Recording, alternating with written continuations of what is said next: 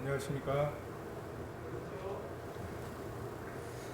저와 함께 요한복음 4장에 있는 말씀 몇 구절 같이 읽으시겠습니다. 요한복음 4장 20절부터 24절에 있는 말씀입니다.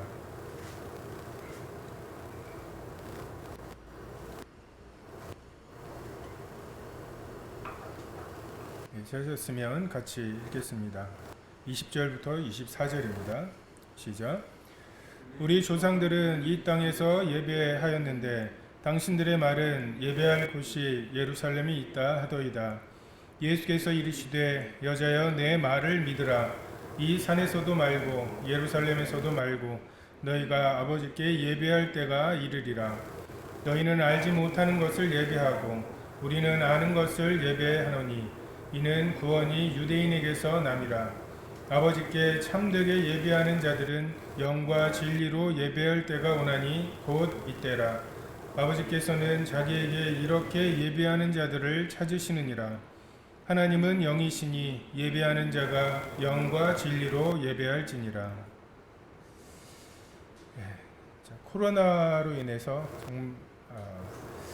정말 상상하지 못했던 그러한 시기입니다. 우리가 모이지 못하게 될 여러 시나리오들을 생각해 봤지만 이러한 전염병으로 인해서 이렇게 모이지 못하게 될 줄은 알지 못하였습니다. 참 우리가 이렇게 모이지 못하는 핍박이 있거나 이런 것은 아니지만 단지 주일에 또는 수요일이나 주중에 모이지 못하게 되는 이런 상황들에 대해서 우리가 또 심각하게 생각할 필요가 있습니다. 왜냐하면 하나님께서 교회에 두신 목적은 사랑으로 하나 되게 하시는 이것이 교회의 굉장히 중요한 목적이기 때문에 그렇습니다. 하나 되게 하시는 하나님의 가장 일반적인 방법은 함께 하게 하시는 것입니다. 같이 배우고 같이 경험하고 같은 감정을 공유하게 하시고, 그래서 아무리 잘 설명을 하더라도 그곳에 함께 있지 않았던 사람은 거기에 함께 했던 사람들의 그 어떠함을 공유하기가 어렵습니다. 다른 제자들과 함께 있지 않았던 도마가 부활하신 예수님을 만났던 그런 다른 제자들의 그 하나됨이나 그 다른 제자들의 경험을 결코 공유할 수 없었던 것과 같은 이유입니다. 그래서 우리가 어쩔 수 없이 이 비대면 예배를 드리고 활동들을 하지만 이것에 익숙해지지 않도록 우리가 노력하는 것이 좀 필요할 것 같습니다. 점심을 먹을 수 없기 때문에 오후 집회가 이제 9시로 올라가고, 그래서 9시에 와서 12시에 또 밥 안 먹고 또 가니까 이게 한 달도 채 안 된 경험이지만 그것이 어느덧 익숙해져 버리는, 그리고 그 오후 시간을 무언가가 채워버리는, 그래서 나중에 교회가 정상화됐을 때 이것이 우리에게 오히려 또 포기해야 되는 무언가가 되지 않도록 우리가 주의해야 할 필요가 있을 것입니다. 지금 이게 오늘도 거의 400명에 가까운 확진자가 나온 것으로 발표가 되었는데, 이렇게 해서 이러한 상황들이 좀 지속이 될 때 성도들이 두 가지 종류로 나뉘지 않을까 싶습니다. 이러한 것들 때문에 정말 모이기를 더욱 사모하게 되는, 정말 우리가 누렸던 것들이 얼마나 귀한 것들이었는지에 대해서 정말 사모하게 되는 성도들과, 다시 모이자니 아침에 일어나는 시간부터 조종을 해야 되고 와야 되고, 하루 종일 또 교회에 있는 것, 오후 집회까지 하는 것, 이것이 어떻게 보면 더 어려워진 이런 두 종류의 성도들로 나뉠 수가 있습니다. 우리가 열왕기서를 계속 보고 있지만 북왕국은 아시리아에게 망하고 남왕국이 바벨론에 망했습니다. 근데 북왕국 이스라엘은 다시 나라를 회복하지 못했습니다. 남왕국에 비해서 오히려 더 유리한 측면이 없지 않았거든요. 사마리아 땅에 그들이 계속 거주할 수 있었고, 다 포로로 잡혀갔던 이 남왕국과 또 다른 상황이었음에도 아시리아가 사마리아 땅에 그 이방인들을 혼혈 정책을 써서 이방인들을 갖다 놓았을 때 그들에게 그 이방인들과 섞이지 않을 만한 이유가 없었어요. 어차피 우상을 섬겼던 그들이 그 이방인들이 가지고 왔던 우상을 섬기는 것에 거리낌이 없었고, 그러한 자들에게 그 이방인들과 결혼하지 못할 이유도 굳이 없었습니다. 그래서 그들은 그렇게 이방인들과 함께 지내고 그냥 녹아버렸죠. 바벨론의 포로로 끌려갔던 사람들 중에도 정말 그 시온의 대로 그 예레미야가 예언했던 그 70년의 그 시간이 지나면 주님께서 다시 회복시키실 이 약속을 가지고 있었던 사람들, 그것을 준비했던 사람들이 결국 돌아와서 예루살렘 성전을 재건하고 예루살렘 성벽을 다시 쌓았던 것들을 보게 됩니다. 정말 70년의 약속이 만약에 사실이 아니라면 지금 내가 아이들에게 전수하고 있는 이 히브리어 이 말은 아무런 의미가 없고, 성전에서 제사를 드리는 이런 복잡해 보이는 그런 그 것들이라든지 그 하나님의 일곱 절기라든지 이러한 것들이 아무 의미가 없음에도 불구하고 70년이 지나면 우리가 여기 있는 걸 모두 남겨두고 약속하신 곳으로 가야 한다. 정말 이 약속을 가졌던 사람들이 결국 그 70년의 바벨론 포로 생활에도 불구하고 자기를 지키고 하나님의 일에 순종할 수 있었습니다. 그래서 저는 이런 상황 속에서 가장 안타까운 것이 어린이회 학생의 청년들입니다. 그리고 그 지난 캠프를 통해서 저에게 연결되었던 많은 구도자들입니다. 우리가 이 와중에 어떻게 이 신앙을 전수해야 할지 고민해보고 이 가운데 최선을 또 다할 필요가 있다고 생각이 됩니다. 예배에 있어서도 정말 여럿이 모여서 예배를 드릴 때와 좀 다른 면들이 있습니다. 지난 수요일에 저희 집에 갔더니 집사람이 하는 말이 아이들이 그래도 자지는 않았다고, 여러 명이 모여서 예배를 드리면 저에게 돌아오는 시선이 n분의 1 작아지죠. 근데 아무래도 각 가정에서 지금 예배를 드리고 말씀을 듣고 있기 때문에 조금은 좀 주일에 여러 성도들 사이에서 드리는 것과는 좀 다를 수 있을 것입니다. 집중이 안 될 수도 있고 또 집중을 더 잘 할 수도 있는 그런 양면이 있다고 생각이 됩니다. 이러한 상황 속에 형제님들께서 정말 그 가정의 제사장으로서의 역할들에 지금까지 워낙에 많은 성도들이 있기 때문에 굳이 나까지 하지 않아도 되어서 좀 방치하고 있었던 이런 부분들이 있다면 이런 것들을 좀 다시 재건하시는 그런 시간이 되었으면 좋겠습니다. 오늘은 요한복음 4장 사마리아 여인과 예수님의 대화 과정을 통해서 예배자를 찾으시는 하나님을 통해 예배가 무엇인지에 대해 좀 함께 나눠보도록 하겠습니다. 우리가 방금 전 드린 이 만찬 예배라고 하는 것은 외부에서 온 사람들에게는 머리에 너울을 쓰는 것과 함께 굉장히 독특해 보이는 그런 특징인 것 같습니다. 그리고 실제로 이 만찬 예배 속에는 우리가 교회의 진리라고 부르는 많은 요소들이 실제적으로 담겨 있습니다. 집례를 하거나 인도를 하는 성직자가 없이 형제님들이 만인 제사장으로 각자가 하나님께 받은 것들을 자유롭게 참여할 수 있다라고 하는 이러한 것들이 정말 우리가 일반 교회들과 어떤 면에서 굉장히 다른지를 분명하게 보여주는 부분일 것 같습니다. 그리고 실제로 우리가 이 만찬 예배 거기에 인용되는 말씀들, 기도 그리고 찬양을 통해서 우리 신앙이 회복이 되고 고민하는 많은 것들이 해답을 얻고 또 내 뜻대로 마시고 아버지의 뜻대로 되기를 원한다고 하는 이런 주제권에 대한 고백이 다시 나오게 되는 그러한 기회이기도 합니다. 우리가 잘 알고 있는 대로 이 사마리아 이 여인의 고백은 어떻게 보면 물을 좀 달라고 하시는 예수님의 이 말씀 때문에 시작된 대화입니다. 요한복음 3장에는 랍비이고 관원이었고 바리새인이었던 니고데모가 예수님과 대화하는 장면들이 나오죠. 그런데 이 니고데모와는 정반대 여자이면서 사마리아인이고 굉장히 좀 부도덕해 보이는 이 여인과 예수님께서 어떠한 대화를 나누시고 특별히 그 대화 속에 하나님이 받으시려고 하는 예배가 무엇인지에 대해서 주님께서 감춰 두셨습니다. 19, 20절에 보면 여자가 이르되 주여 내가 보니 선지자로소이다. 우리 조상들은 이 산에서 예배하였는데 당신들의 말은 예배할 곳이 예루살렘에 있다 하더이다. 남편을 데려오라고 하시는 예수님의 말씀에 나는 남편이 없습니다.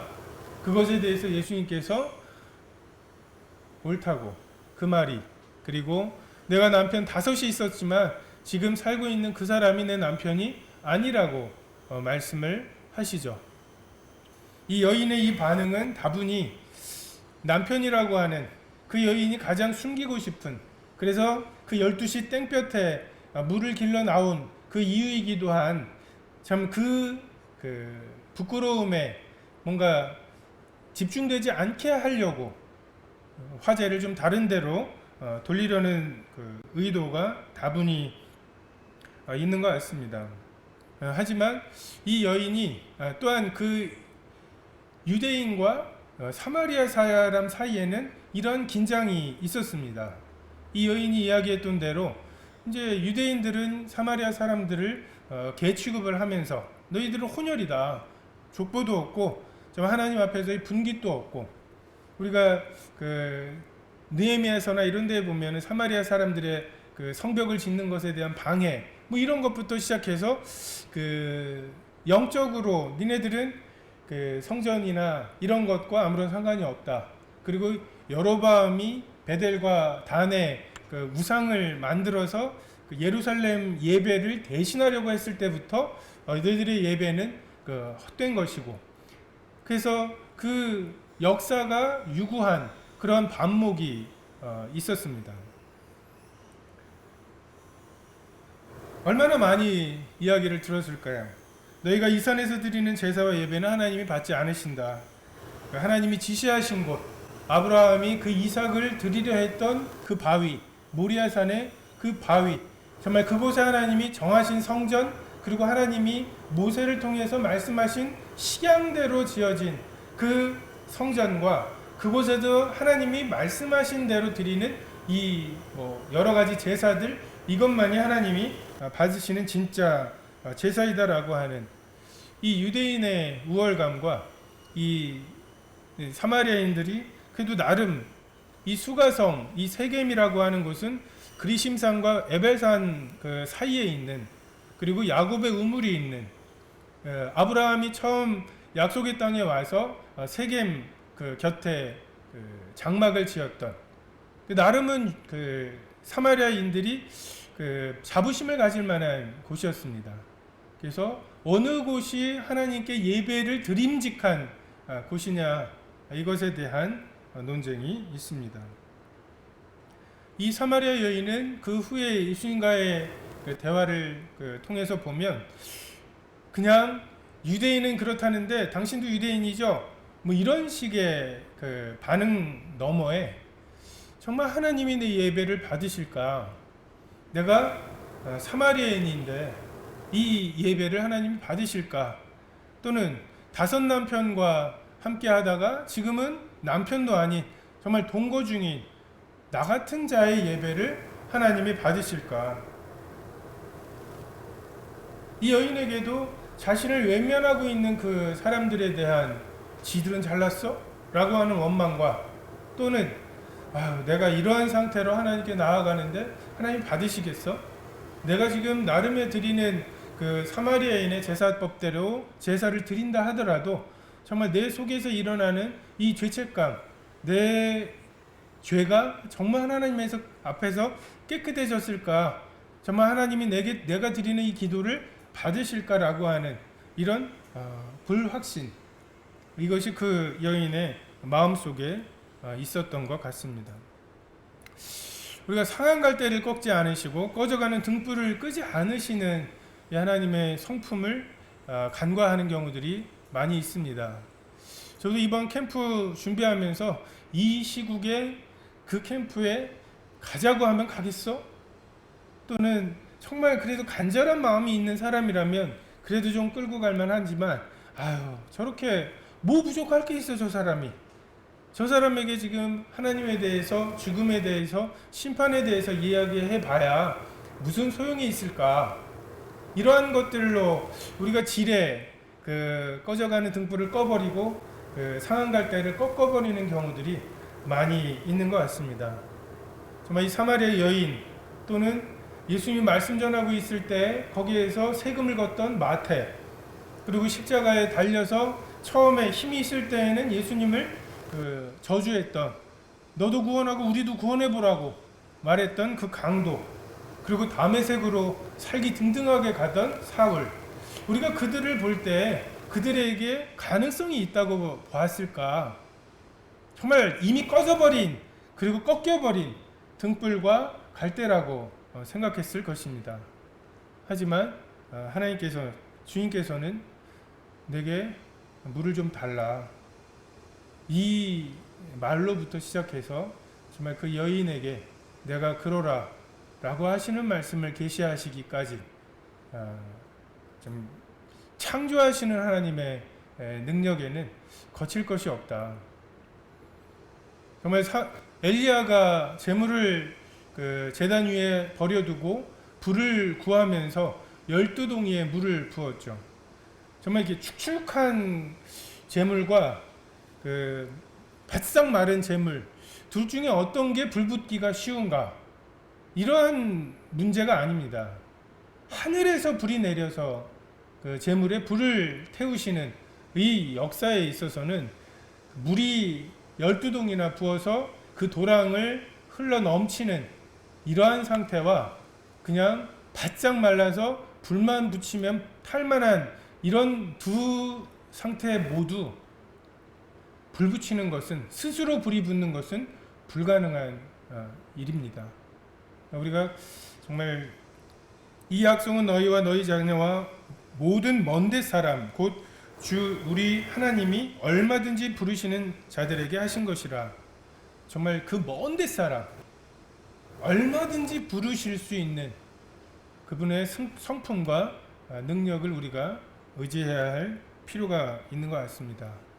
저도 이번 캠프에 가서 정말 우리 학생들이나 좀 말씀을 듣고, 우리가 평소에 그냥 함께 하던 구도자들만 이라도 그냥 복음을 들으면 충분하지 않나, 이러한 작은 믿음으로 시작을 했지만, 정말 그 가운데 믿음으로 반응하는 사람들, 그리고 교제 가운데에서 자기의 주권을 내려놓기를 원하는 이런 고백들을 들을 때 참 그 먼데 사람 얼마든지 부르신다고 하는 이 말씀이 새롭게 감동이 되었습니다.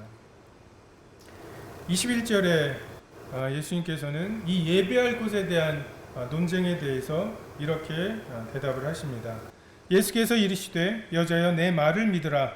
이 산에서도 말고 예루살렘에서도 말고 너희가 아버지께 예배할 때가 이르리라. 여자여 내 말을 믿으라. 또는 성도 여러분, 예수님의 말씀을 믿으십시오. 예수님은 설득하시는 분이 아니라 창조하시는 분이십니다. 누구의 죄 때문입니까? 부모입니까? 자기 자신입니까? 우리는 둘 중에 하나가 정답이라고 생각을 합니다. 하지만 죄 때문이 아니라고 하는 것이 예수님의 대답이셨죠.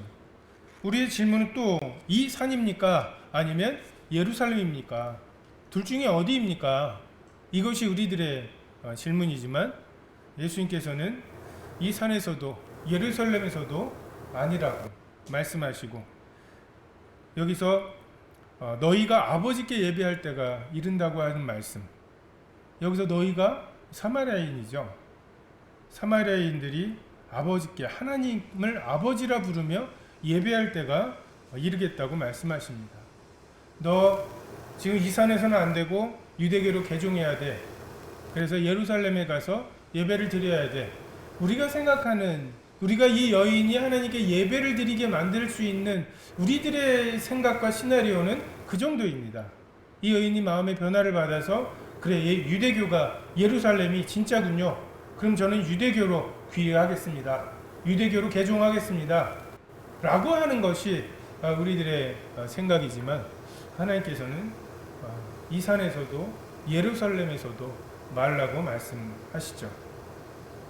이것은 거듭남의 문제이고 창조의 문제입니다. 그 마음이 어떠하냐에 따라 정말 예루살렘에서 드리는 기도가, 예배가 오히려 예수 그리스도를 십자가에 못 박는 이유가 된, 왜 안식일을 지키지 않아? 라고 하는 것이, 안식일을 아주 잘 지켰던 사람들이 예수님을 죽이려고 했고 실제로 죽였던 이유이기도 했고, 이 사마리아 여인은 내가 그로라, I am he, 내가 여호와라는 말이죠. 정말 그 말씀에 이 여인이 그 물동이를 버려두고 사람들에게로 갔던, 이런 정말 그의 마음을 변화시키는, 이제 그 여인이 이 산에서 드리는 예배가 하나님께서 받으심직한 예배가 되는 거죠. 이것이 예수님의 해결책입니다. 22절에 너희는 알지 못하는 것을 예배하고 우리는 아는 것을 예배하노니 이는 구원은 유대인에게서 남이라고. 자, 지식적인 것, 그것은 어찌됐든지 정성이 문제라고 하는 잘못된 생각이 있습니다. 아유, 어린애가 뭘 알아. 그냥 걔가 하는 거, 웃는 거, 그냥 이런 게 좋은 거지.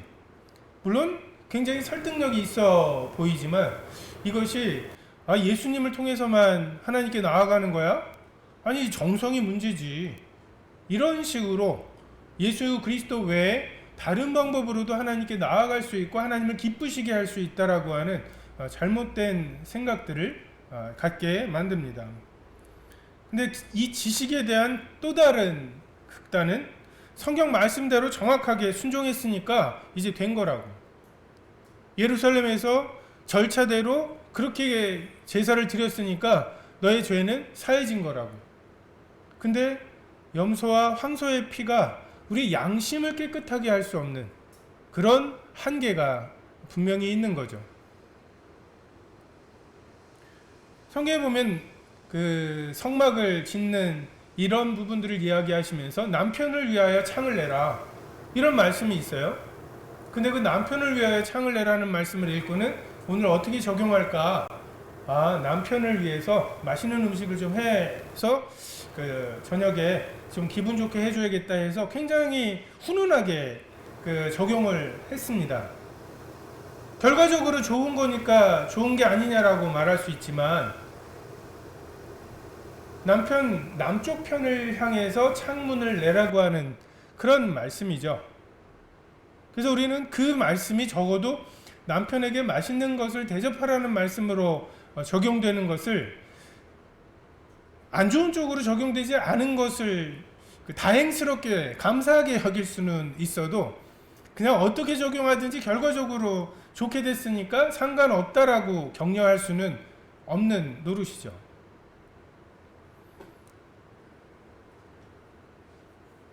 예루살렘의 그 성전을 대신하기 위해서 지어진 이런 예루살렘의, 사마리아의 이 산에서 드리는 예배, 이것이 지금 이 여인이 예수님을 또는 하나님을 만날 수 있는 어떤 기회가 되었기 때문에 참 결과적으로 감사하지만, 여기서라도 예배를 잘 드리면 하나님께서 너를 받으실 거야 라고 잘못된 진리에 기반한 그들의 예배를 우리가 격려할 수는 없습니다.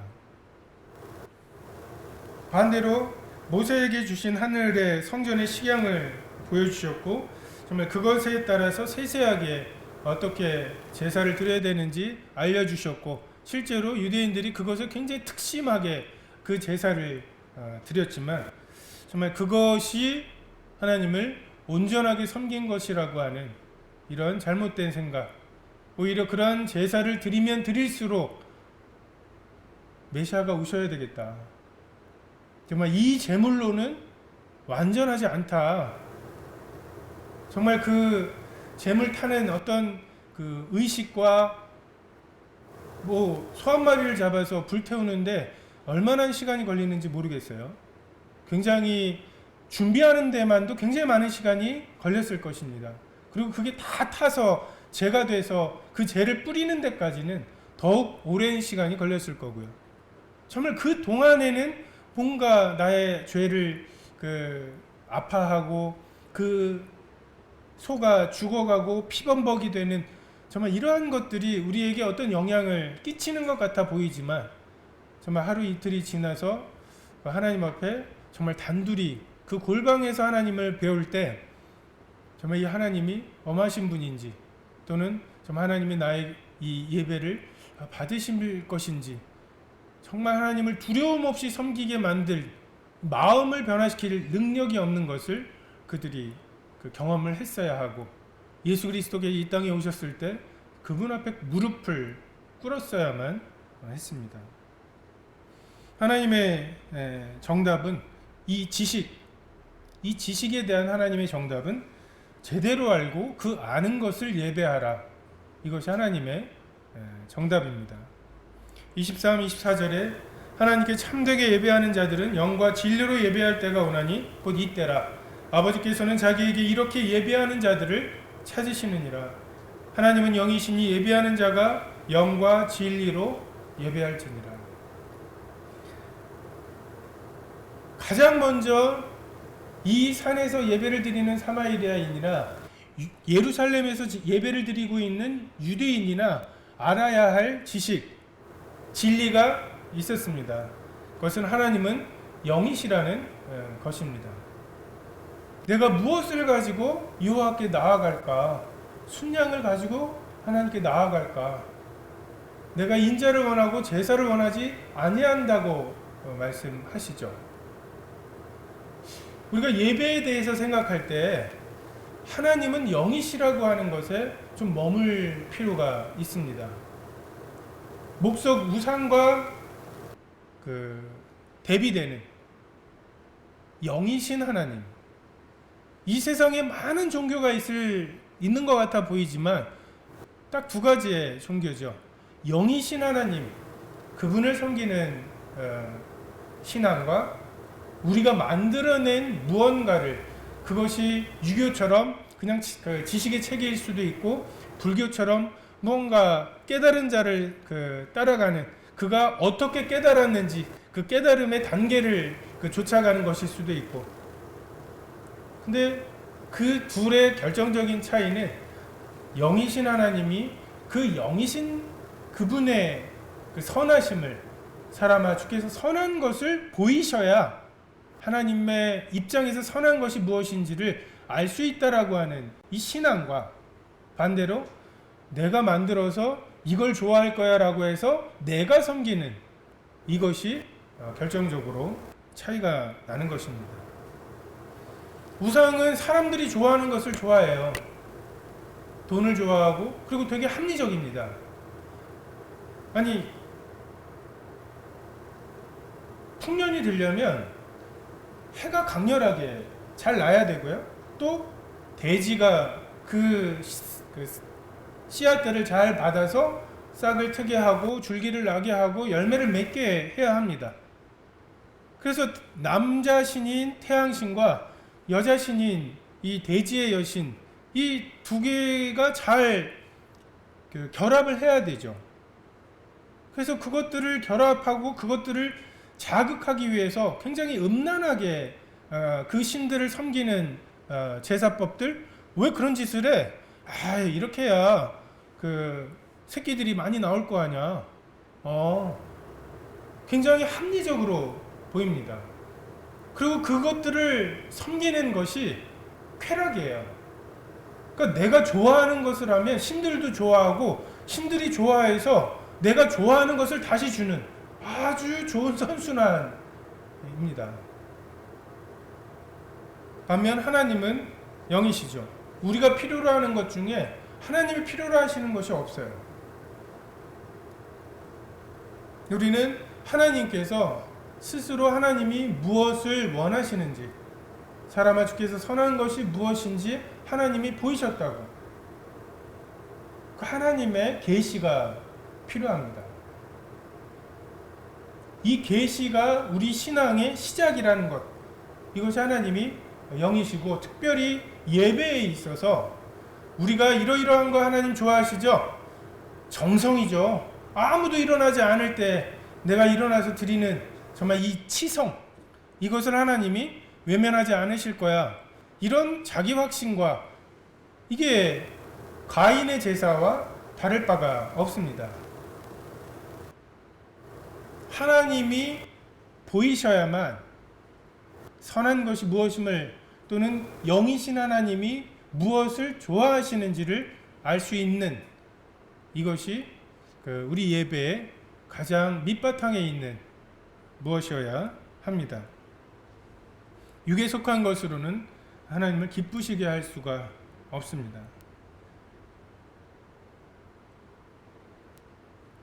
그리고 합당한 예배를 위해서는 이 계시하신 이 진리, 이것에 대해서 이 성령님의 믿어지게 하시는 역사와 조명하심이 필요합니다. 오늘 각 가정에서도 그렇고 교회에서도 예배를 드리고 여러 구절들을 인용해서 말씀을 나누고 예배를 드렸습니다. 그 말씀들 여전히 언제나 있었던 말씀이죠. 3500년 동안 있었던 말씀입니다. 근데 그 말씀 중에 하나님께서 성도들의 마음에 일주일 동안 그 말씀을 읽으면서 어떤 상황 속에서 또는 들으면서, 아, 이런 분이시구나, 하나님이 이런 분이시구나, 그럼 하나님은 이런 예배를 받으시기를 원하시는구나 라고 하는 것을 알려주시고 조명해 주시고 비춰주시는, 이러한 성령님의 인도하심과 역사를 통해서 우리가 예배를 드리고, 그것을 성령이 인도하시는 예배라고 부릅니다.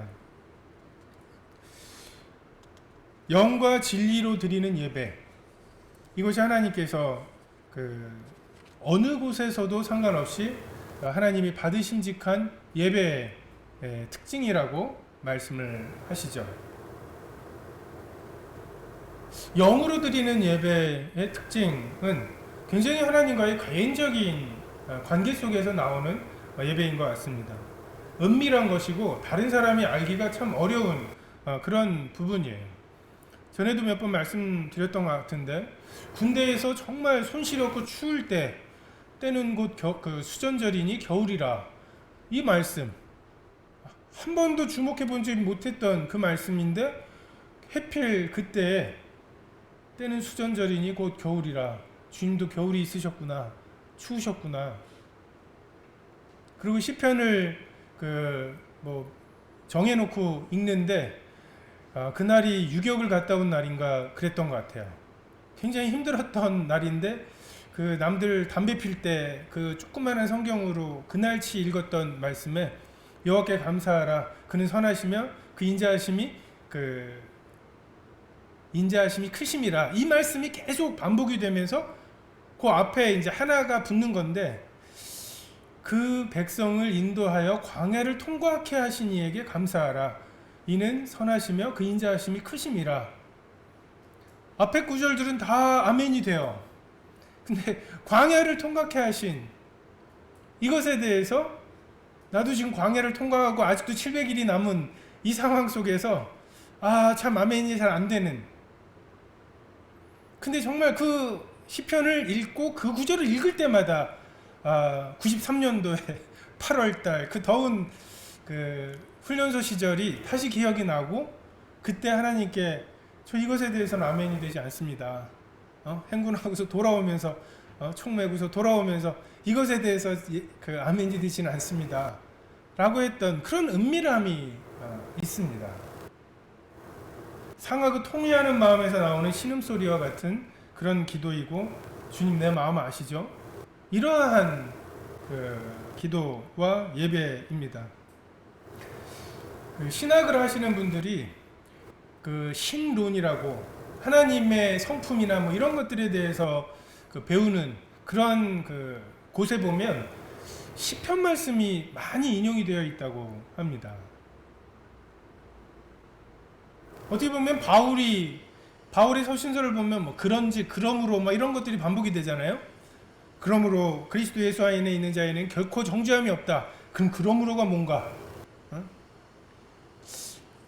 이런 것을 통해서 어떤 논리를 통해서 하나님의 어떠하심이 드러날 것 같지만 실제로 그렇게 해서 하나님을 계시하시기도 하지만 많은 경우에 이런 시편에 정말 성령께서 그냥 그렇게 그 절박한 중에 계시하시는, 내가 하나님의 낯을 피해서 어디로 좀 도망가 보려고 하지만 정말 땅 끝에도 하늘 끝에도 하나님이 거기 계신다고 하는 이런 고백을 통해서 편재하신 하나님, 이러한 하나님의 모습을 드러내시곤 하죠.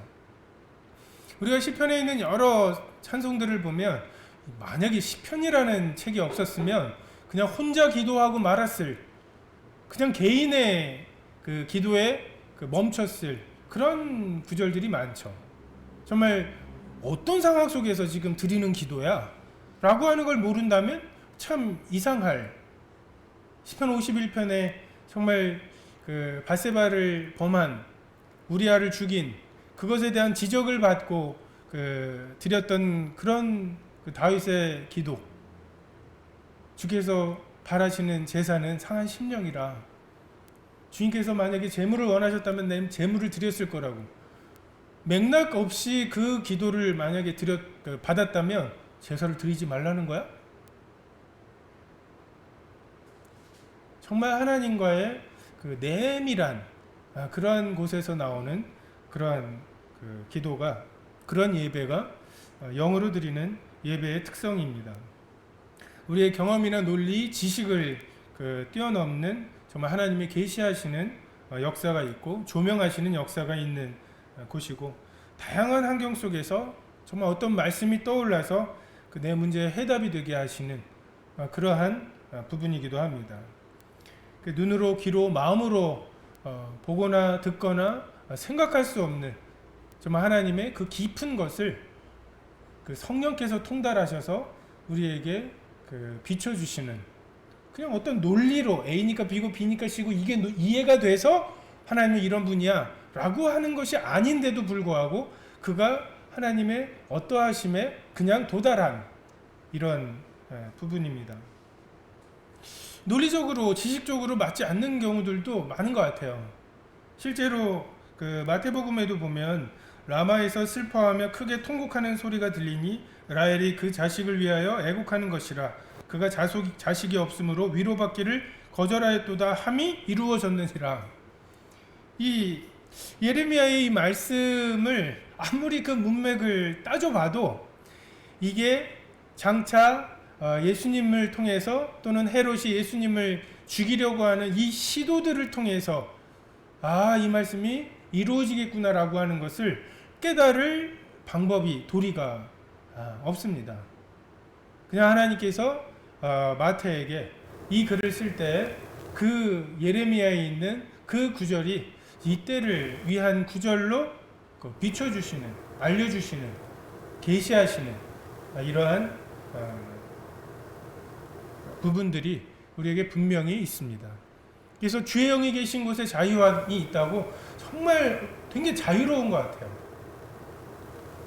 정말 우리 모임이 그 신앙의 자유, 정말 그 묵상하고 깨닫고 그 깨달은 것을 나는 이런 하나님을 만났다고 하는 것에 있어서 정말 얼마든지 자유롭게 허용하는 이러한 자유를 위해서 우리가 이런 형태로 모이고 있죠.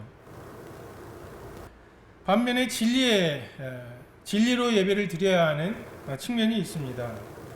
하나님께서 정해주신 말씀의 범위가 분명하게 있습니다. 모세에게 주신 성전의 식양이 있고, 절기들을 어떻게 지켜야 할지에 대한 세세한 세칙이 있고, 여러 제사를 드릴 때 어떻게 해야 되는지 하나하나를 정해주시죠. 아론의 아들들이 하나님이 정하신 그 하나님이 정하신 그 불을 사용하지 않았기 때문에 죽임을 당해야 할 만큼 굉장히 엄격하고 엄밀한 부분입니다. 여리고성을 돌 때에는 7일을 돌아야 했고 7일째에는 7바퀴를 돌아야 하고 마지막 바퀴에서는 소리를 질러야 합니다. 예수님의 뼈가 꺾이기 전까지는 유월절 어린 양의 뼈는 꺾어서 먹어서는 안 되는, 왜인지 모르지만 하나님이 정해놓으신 어떤 그 규칙이 있습니다. 진리의 테두리가 있습니다. 예수님께서 말씀하신 대로 우리가 이 진리의 테두리를 알고 그것을 예배하는 것이 하나님 받으심직한 예배의 굉장히 중요한 요소입니다. 우리가 이 영의 예배와 진리의 예배에 어떤 균형이 필요합니다. 그냥 영의 예배가 예배의 어떤 다양성, 저는 개인적으로 물리를 전공했지만 모든 사람이 물리를 전공하거나 또는 물리를 좋아하지 않는 것에 대해서 되게 감사합니다. 저 같은 사람만 있으면 얼마나 삭막하겠어요? 제가 깨닫는 하나님, 저는 주로 그 바울 서신서를 되게 좋아해요. 그런지 그러므로 이런 거 있잖아요. 따라서 뭐 점 3개 찍는 거, 저 이런 걸 굉장히 좋아하고, 뭐가 그런지기고 뭐가 그러므로인지 이런 거 따져가는 걸 굉장히 좋아합니다. 근데 간혹 저희 이런 그 말씀을 보는 태도에 대해서 이 요한복음이나 또는 요한 서신서 또는 시편은 잘 보지도 않지만 어쨌든 그런 성경들을 통해서 좀 교정을 할 필요들이 있어요.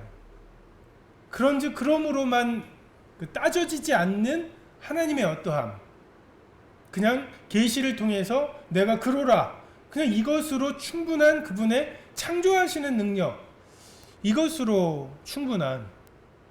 저와 같은 성격의 사람들은 영과 진리의 예배 중에 뭔가 진리 쪽에 좀 말씀이 이런 의미야 하면서 하나님께 예배가 나오는 이러한 좀 특성이 있는 것 같습니다. 근데 영의 예배를 보면 굉장히 다양해요. 깨닫는 것도 다양하고 환경 속에서 다양한 예배들을 드리는 모습들을 보고, 진리의 예배는 예배의 통일성의 측면이 있습니다. 이 다양함과 통일성은 굉장히 중요한 그리스도의 몸된 교회의 특성입니다. 몸은 하나죠. 하지만 그 몸이 하나라고 하는 이 통일성과 각 지체는 그 다양하다고 하는 그 다양성, 이것은 굉장히 우리 몸이 자연스럽게 그 통일성과 다양성을 구사하고 있지만, 우리가 그것을 경험하고 있지만, 실제로 교회에서 여러 가지 일들을 하거나 결정을 할 때 보면 이 통일성과 다양성은 간혹 그 갈등이 되기도 합니다. 하나님의 생명이 있느냐 없느냐라고 하는 이런 그 통일성이 있어야 되죠, 교회가. 하지만 믿음의 분량과 은사가 각각 다르다고 하는 다양성이 있어야 합니다. 통일성만을 강조하다 보면 다양성이 이루어져 버리고 획일화 돼버리는 오류가 있고요. 또는 다양성과 자유함을 무기로 내가 내 마음대로 내 방식대로 난 그렇게 하나님께 받았는데 이렇게 고집을 부리기 시작하면 통일성이 저해되는 그런 경우들이 많이 있습니다. 그래서 하나님의 영을 통한 예배, 이런 측면들만을 강조해서 그 극단으로 갈 때 우리가 대표적으로 보게 되는 극단적인 모습이 그 신비주의와 감정적인 모습인 것 같습니다. 하나님께서는 하나님의 말씀을 듣고 정말 그것을 순종하여서 그 반석에 집을 짓는, 이것이 하나님께서 우리를 성숙시키시는 일반적인 방법입니다. 그리고 그 와중에 그 말씀을 들었을 때 순종하기 어려운 이런 부분들을 하나님께서 간혹 우리들의 감정을 뜨겁게 하시고 뭔가 결단할 수 있는 용기를 주셔서 결단하게 하시죠. 그런데 그냥 방언이라든지 이런 신비한 체험들 이런 것을 통해서 내가 하나님을 경험했다, 하나님을 예배했다 라고 하는 잘못된 생각들을 갖게 하고, 그리고 그러한 경험들을 통해서 어떤 계기가 되었으면 다시 하나님의 방식대로 말씀을 듣고 그거랑가에 상고하고, 그것을 통해서 하나님이 내게 요구하시는 것을 결단하고, 그것을 통해서 반석 위에 집을 지어가는, 이것이 하나님의 원하시는 방식인데, 계속 더 신비한 것을 추구해가는, 그리고 한번 신비함으로 사람들을 끌어모았던 교회는 이제 그 신비함의 약효가 떨어지기 전에 더 센 신비함을 줘야 되기 때문에 교회가 정말 하나님의 원리대로 가지 못하고, 자기를 부인하고 자기 십자가를 지는 것으로 인도하지 못하고, 그냥 뭔가 황홀한 무언가를 추구하게 만드는 이러한 잘못된 생각들을 갖게 됩니다. 그리고 하나님의 말씀의 감정적인 요소가 있죠. 지정의의 요소가 분명히 있습니다. 그런데 감정의 자리는 예수님께서 우리에게 말씀을 자세히 풀어주실 때 우리 마음이 뜨겁지 아니하더냐. 그러니까 정말 하나님의 진리, 계시하시는 진리, 이 말씀이 우리 마음에 풀어질 때 그것에 따라서 우리의 감정이 더해지는, 이것이 하나님의 말씀 앞에서의 감정의 위치이고 자리입니다. 근데 지금은 우리가 이 감정을 추구하고 감정을 자극하는 시대에 살고 있고, 그래서 실제로 광고하시는 분들이 요즘 젊은 세대에게 광고하기가 참 어렵대요. 너무 현란한 것들을 어려서부터 많이 봐와가지고 웬만한 것에는 자극을 받지 않는다는 것이 굉장히 어렵다고 말합니다. 근데 그런 청년들, 아이들, 학생들, 이 학생들에게 또 자극을 주기 위해서 더 센 것을 우리가 추구하다 보면 어느덧 웬만한 자극에는 자극을 받지 않는 이러한 상태가 될 수가 있습니다. 핍박이 없는 기독교가 이득이 되는 시대에 세상의 풍조가 밀려와서 오히려 기독교에 영향을 주고 있죠. 그 중에 한 부분이 그러니까 되게 감상적인, 굉장히 자기를 불쌍하게 여기는, 자기에게 위로가 필요하는 자기 연민의 풍조가 있는 것 같고, 자꾸만 이러한 것들을 자기를 부인하고 자기 십자가를 지는 것 외에는 다른 방법이 없다. 이게 우리가 전해야 될 복음인데 어느덧 우리는 굉장히 불쌍하고 위로받아야 되는 존재라고 하는 이런 사탄의 달콤해 보이죠. 그냥 친구 같아요. 40일을 굶었는데 빵 하나를 못 먹게 하셔? 이런 식으로 우리에게 다가오고, 한 입만 먹어봐, 안타까워서 그래, 이러한 것이 마음에 위로가 되면 사람이 떡으로만 사는 게 아니야 라고 하시는 하나님의 말씀은 굉장히 무지막지한 말씀처럼 돼버리는 이러한 오류에 우리가 빠질 수가 있습니다. 어떤 과도한 신비주의나 어떤 감정만 올라오는, 그래서 감정 일으키는데 30분이 걸렸으면 그것이 없어지는 것도 30분이면 충분한, 이러한 것은 영적인 예배라고 하는 것을 통해서 사단이 또 우리의 예배를 좌로나 우로나 치우치게 하는 잘못된 생각들입니다.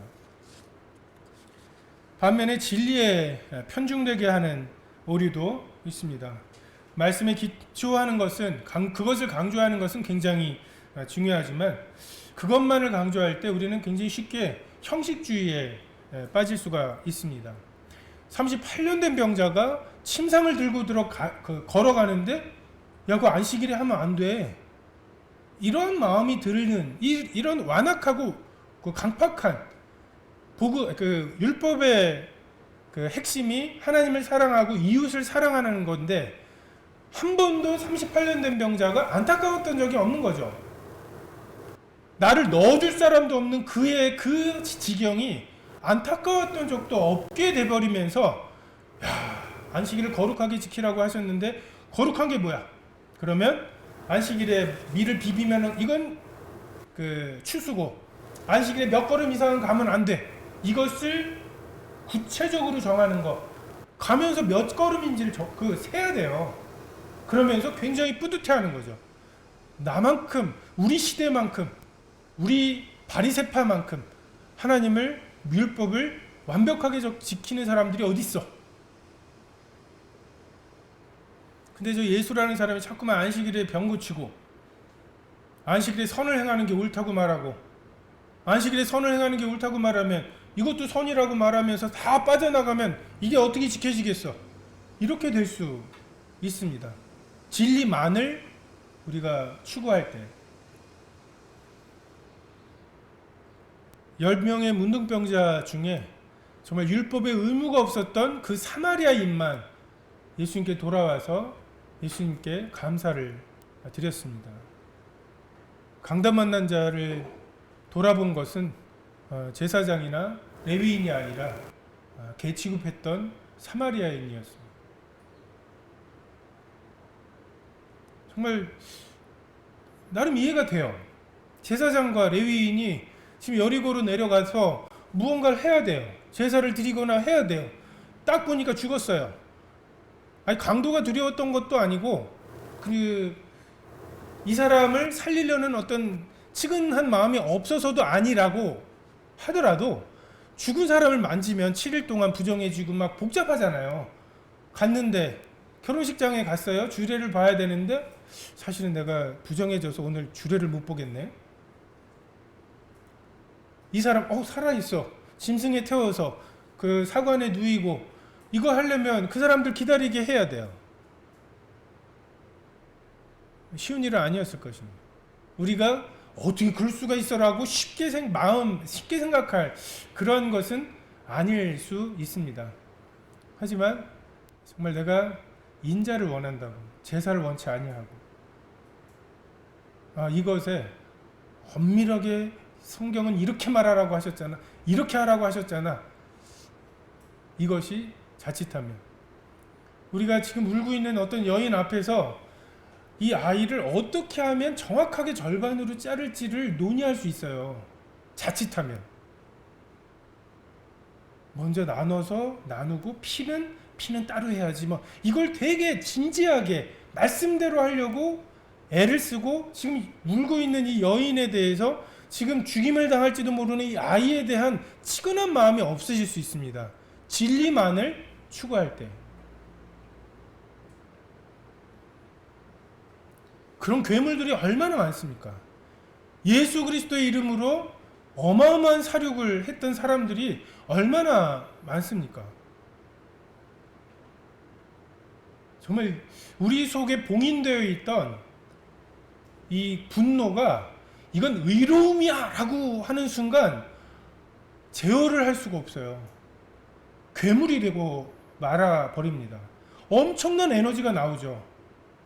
하지만 우리가 정말 이 아이의 그 엄마는, 진짜 엄마는 정말 그 아이를 저 여인에게 주십시오. 이 아이를 포기하는 것이 진짜 엄마의 모습입니다. 우리의 예배는 이 둘 사이의 균형입니다.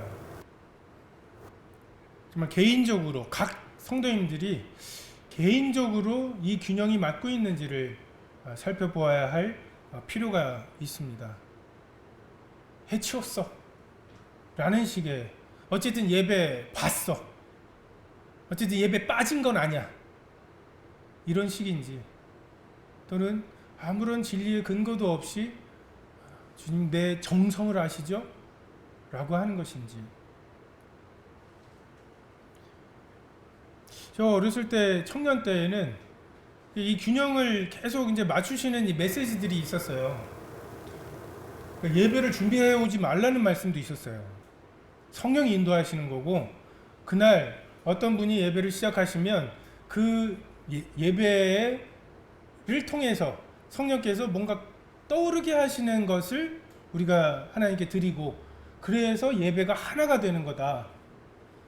그때에는 사회를 미리 정하는 게 성령의 인도하심을 받는 거냐, 메신저도 그냥 오늘 성령의 인도하심이 있는 분들이 나와서 말씀을 전하시겠습니다, 요게 성령의 인도하심을 받는 거고, 메신저를 다음 주 메신저까지 미리 정하는 것은 인도하심을 제한하는 거라는 뭐 이런 좀 극단적인 것들도 있었던 기억이 있습니다. 근데 또 여러 교회를 다니다 보면 어떤 교회는 그 모든 형제님들이 다 참여를 해야 예배가 끝나요. 저는 이제 눈치만 보고 있다가 이렇게 쿡쿡 찌르시더라고요. 그 마이크를 주시면서 이렇게 쿡쿡 찌르시더라고요. 그래서 저는 어떤 교회 가면은 또 어느 시점에 어떤 장로님 중에 누가 기도를 하셔야 떡에 대한 기도는 그분만 하시거든요. 그분이 어떻게 보면 그 시간을 이렇게 정하는 분이에요. 그래서 그거 잘못했다가 그 타이밍에 제가 또 이렇게 들어가면 또 안 돼갖고 조심스러워서 가만히 있다 보면 이제 쿡쿡 찌르는 데도 있고 좀 다양한 면들이 있습니다. 성경의 예를 보면 그 아벨은 그 부모를 통해서 그 창세기 3장의 이야기들을 들었겠죠. 그리고 그 들은 말씀들을 통해서 하나님께 나아가려면 양이 죽어야 한다. 이 진리, 여호와께서 어린 양을 잡아 가죽옷을 지어 입히시니라. 이 진리가 성령의 조명하심을 통해서 믿어지고, 그래서 영과 진리의 예배로 하나님께 나아갔고, 정성만을 가지고 나아왔던 그 가인의 제사보다 하나님이 기뻐하신 제사가 되었습니다. 가인의 후손들이 오만 각양동철로 기구를 만들고 육축 치는 자, 퉁소 부는 자의 조상들을 배출해내는, 한마디로 스마트폰 만들고 오만 그 위대한 업적들을 만들어내는 때 셋의 아들 에노스가 여호와의 이름을 불렀더라. 정말 한 줄 나와요. 그 한 줄이면 충분하죠. 무드셀라를 낳고 이가 죽으면 올 것이 온다라고 하는 하나님의 계시를 받았던 에녹이 하나님과 동행하는 것으로 인자를 행하며 겸손히 내 하나님과 함께 행하는 것이 아니냐. 그게 하나님이 선하게 말씀하시는 것이 아니냐. 그것을 통해서 히브리서 11장에 믿음이 없이는 기쁘시게 못하나니 하나님께 나아가는 자는 반드시 그가 계신 것과 또한 그가 자기를 찾는 자들에게 상 주시는 이심을 믿어야 할지니라라고 하는, 이게 에녹에 대한 하나님의 평가이시죠.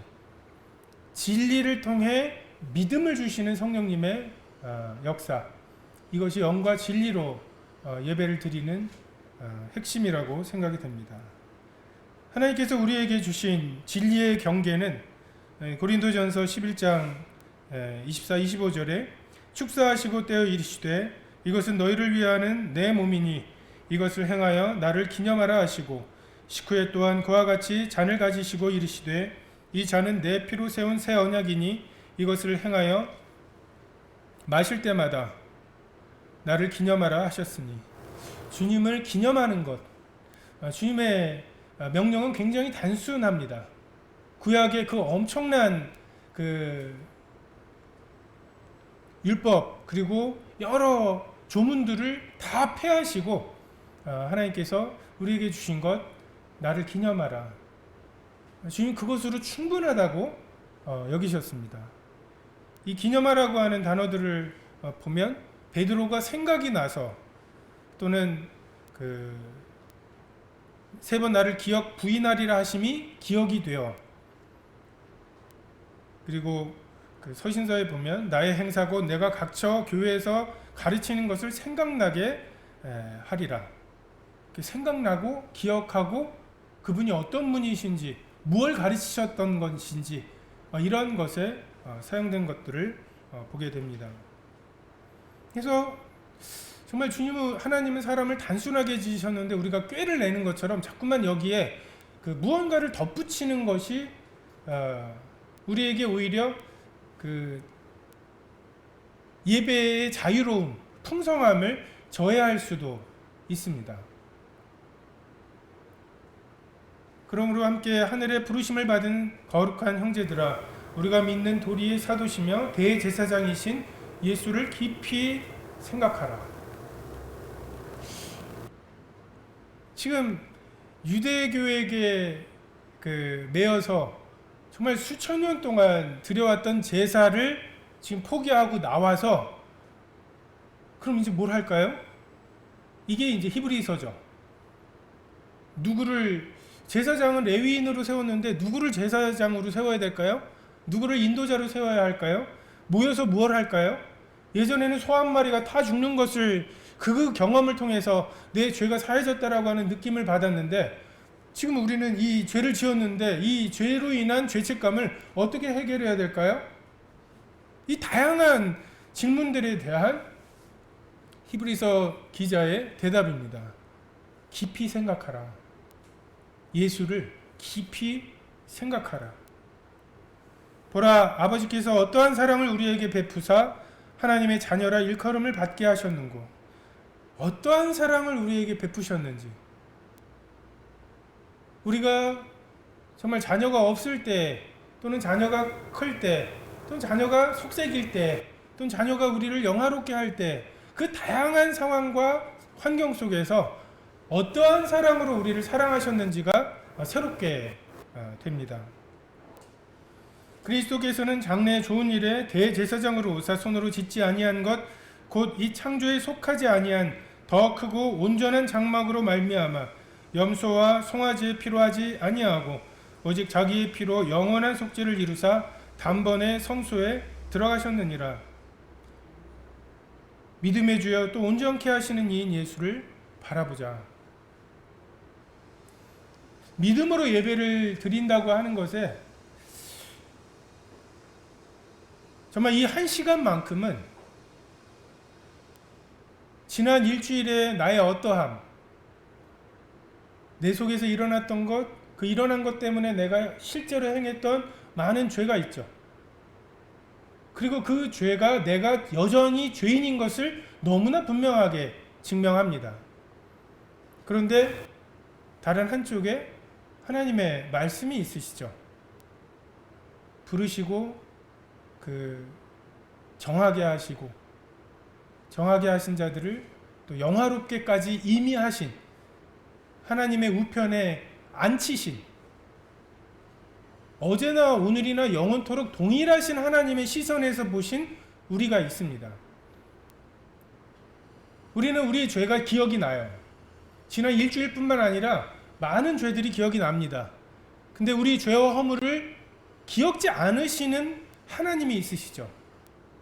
자, 어떤 것이 사실입니까? 지난 일주일이 사실입니까? 아니면 죄를 알지도 못하시는 분의 의로움이 그것이 사실입니까?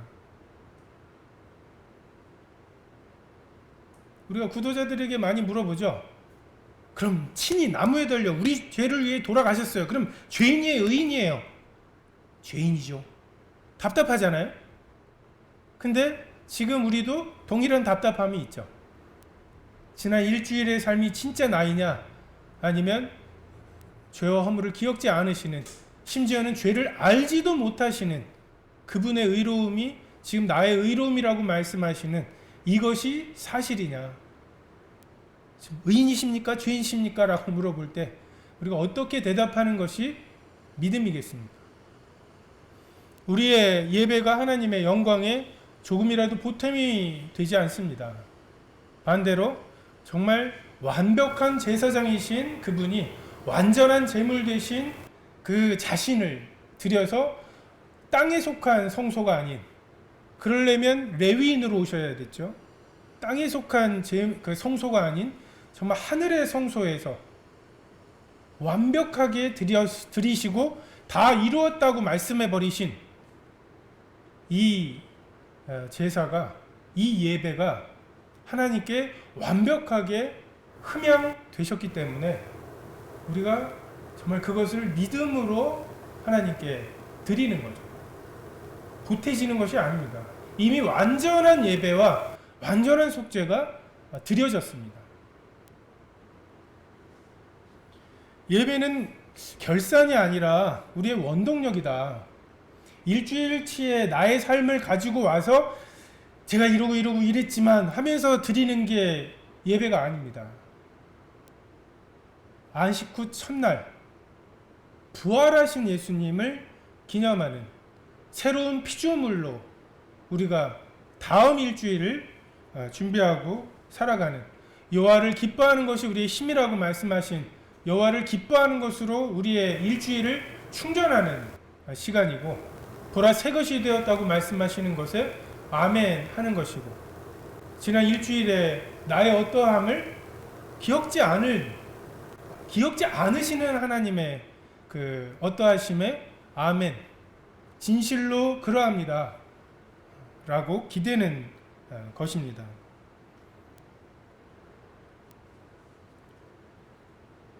우리에게 있는 자랑과 교만함, 내가 먼저 사과를 해야 되나? 이런 것에 대한 우리의 해결책이 무엇입니까? 구주를 생각할 주 달려 죽은 십자가, 우리가 생각할 때 세상에 속한 욕심을 헛된 줄 알고 버리는, 주님을 깊이 생각할 때, 그분의 죽으심과 부활을 깊이 생각할 때 세상에 속한 그 욕심을 헛된 줄 알고 버리게 되는, 죽으신 구주밖에는 자랑을 말게 하소서, 보혈의 공로 힘입어 교만한 마음을 버리네. 정말 세상에서 살면서 쟤보단 내가 낫고 쟤보단 내가 낫다가도 구주를 기념하고 그분의 죽으심을 생각할 때 이게 헛된 줄 아는 거죠. 교만한 마음을 버리게 되는, 온 세상 마음을 가져도 주 은혜 못 다 갚겠네. 놀라운 사랑 받은 나 몸으로 잼을 삼겠네. 정말 바쁘고 취직도 어렵고 빡빡한 이 상황 속에 어떻게 교회를 위해서 이러저러한 일들을 하라고 하겠습니까? 어떻게 그 자원함을 만들어내겠습니까? 감시할까요? 체크리스트를 만들까요? 그거 하면 복 받는다고 말할까요? 구주를 깊이 생각할 때 몸으로 재물 삼을 그런 마음을 주시는 거죠. 실제적인 제안을 몇 가지 드리고 마치겠습니다. 지금 이 기회가 어떻게 보면 짧게라도 많은 분들이 참여하시는 것을 위한 좋은 기회라고 생각이 됩니다. 각 가정에서 어쩔 수 없이 해야죠. 시간이 안 가잖아요. 이걸 위해서라도 우리가 마땅히 했어야 되는 예배를 준비하고, 저도 오늘 와서 보니까 굉장히 부담이 돼요. 내 몫이 있어요. 이 시간을 채워야 되는데 제 몫이 있는 것 같아서 뭔가 이렇게 재게 되고 말씀도 좀 더 준비하게 되고 예전에 없던 부담들이 있습니다. 그런 부담, 마땅한 부담을 통해서 좀 이 상황 속에서 각 가정에서 부담 때문에 짧게라도 드렸던 예배들이 지금 다시 정말 영과 진리로 예배하는 자를 찾으시는 하나님께서 이제 다시 모여서 드리는 예배를 받고 싶다고 말씀하실 그때가 이 코로나로 인한 어려움이 물러갈 때라고 생각이 됩니다. 그때 갈고 닦으신 그것들이 모여서 지금보다 훨씬 더 풍성해지는 예배가 되기를 바랍니다.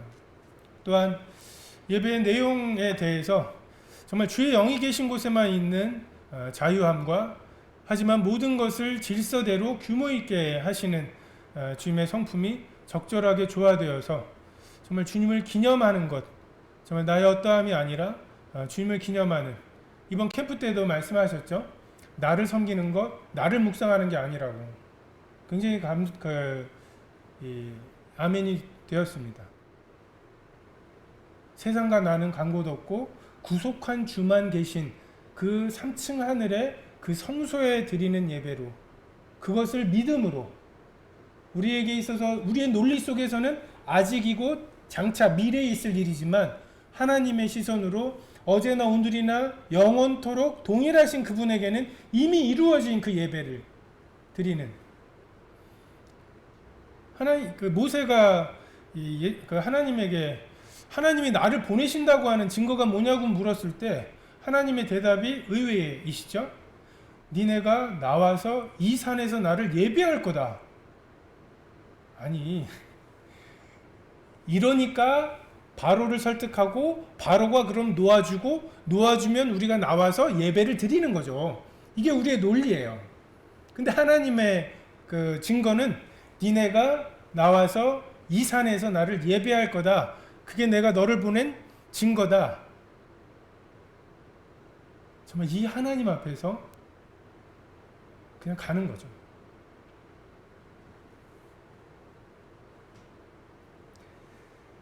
그리고 실제적으로 보면 찬양 선곡에 있어서 나이 드신 분들이 좀 어렵다고 경배와 찬양을 좀 어렵다고 하시는 분들이 있습니다. 장로님들 중에도 어려워서 그냥 그 시간에는 묵상을 하신다고 하시는 분들이 있어요. 제가 2020년도 기준으로 주소록을 그 생년월일 순서대로 한번 쭉 나열을 해봤습니다. 그래서 나열을 해보니까 서대문 교회에 한 가운데 있죠. 연령별로 했을 때 한 가운데가 87년생입니다. 지금 34살이에요. 참고로 대한민국의 5천만을 쭉 나열했을 때 한 가운데가 지금 42살인가 그래요. 그리고 교회는 더 높습니다. 일반 교회는 한 50대 정도가 되는 것 같아요. 다시 말해서 지금 서대문 교회가 다른 교회나 대한민국의 평균보다도 한 8년 정도가 젊은 뭐 아이들 돌아다니고 하는 거 보시면 느껴지시죠? 그래서 한편으로 보면 젊은 분들은 경배와 찬양도 조금 오래된 곡들이 있는 그런 곡들이고 저도 경배와 찬양에 있는 곡들 중에 보면 16분 음표 막 연달아 있고 하면은 잘 발음을 다 못하겠어요. 그래서 자유롭게 참여를 하시면서 우리가 서로의 그런 것들을 나이 드신 분들은 그 젊은 분들이 나름은 이런 것 정도는 아시겠지 하고서 선곡한 것이려니 반대로 젊은 분들은 이 정도는 90년대에도 불렀던 것 같은데 하고서 서로를 배려하고 찬송가라든지 아니면은 예배 찬송가 중에서도 경배와 찬양에 있는 곡들이 많이 있습니다. 그러한 것들을 통해서 정말 모두가 다 아멘 할 수 있는 그러한 찬양이 될 수 있으면 좋겠습니다. 정말 이 영과 진리로 예배하는 자들을 찾으신다고 하시는 그리고 나를 기념하라고 하시는 주님의 테두리는 굉장히 단순하고 굉장히 폭넓은 것 같아요. 정말 에덴 동산에서 임의로 먹으라고 하시고 하나를 못 먹게 하신 것과 같은 그런 풍성함이 우리에게 있습니다. 이 예배를 통해서 하나님이 우리에게 주려고 하시는 그 영과 진리의 예배를 드리는 자들이 누릴 수 있는 이 풍성함과 그것을 통한 그 하나됨을 누리시게 되기를 바랍니다. 기도하겠습니다.